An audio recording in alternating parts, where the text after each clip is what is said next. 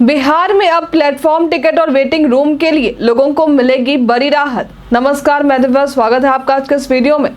जब आपको स्टेशन से किसी को रिसीव करने या लेने जाना हो या और भी किसी दूसरे काम से जाना होता है तो प्लेटफॉर्म टिकट खरीदने की ज़रूरत पड़ती है। आसान भाषा में कहें तो अगर आप रेलवे पैसेंजर नहीं हैं और किसी काम से आपको स्टेशन पर जाने की ज़रूरत है तो आपको प्लेटफॉर्म टिकट खरीदने की ज़रूरत पड़ेगी ही। Platform ticket regular train ticket की तुलना में सस्ते पड़ते हैं। जीएसटी मिलाकर प्लेटफॉर्म टिकट अभी तक 10 रुपये में मिलता था, लेकिन अब प्लेटफॉर्म टिकट में आपको छूट मिलने वाली है।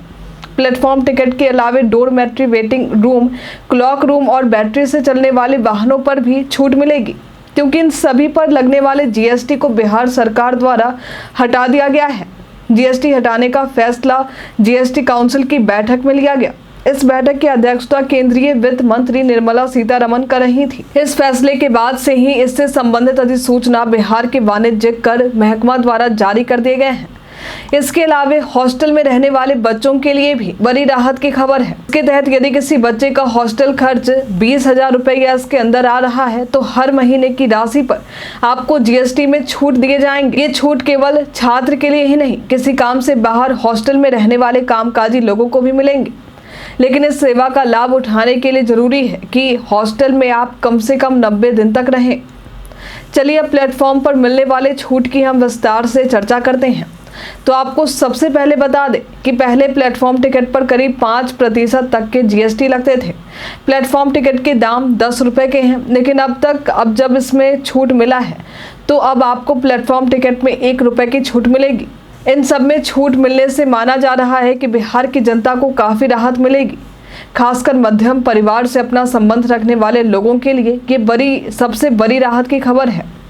रेलवे से यात्रा करने वाले यात्रियों को भी काफ़ी फायदा होने वाला है। वहीं हॉस्टल में रहने वाले लोगों को भी आर्थिक रूप से थोड़ी राहत मिलेगी।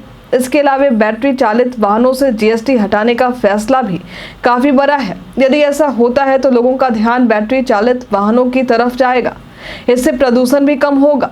अगर आप जीएसटी के बारे में नहीं जानते हैं तो चलिए थोड़ी चर्चा अब हम इस पर भी कर लेते हैं। तो आपको बता दें कि जीएसटी को लोग वस्तु एवं सेवा टैक्स के नाम से भी जानते हैं।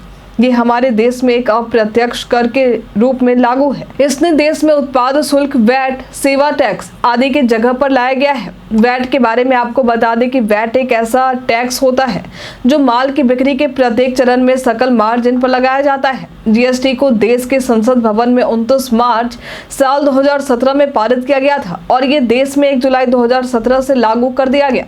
आज के लिए फिलहाल इतना ही। जीएसटी में मिलने वाले इस छूट से आपको कितनी राहत मिली हमें कमेंट में लिखकर जरूर बताएं। हमारे साथ बने रहने के लिए आपका धन्यवाद।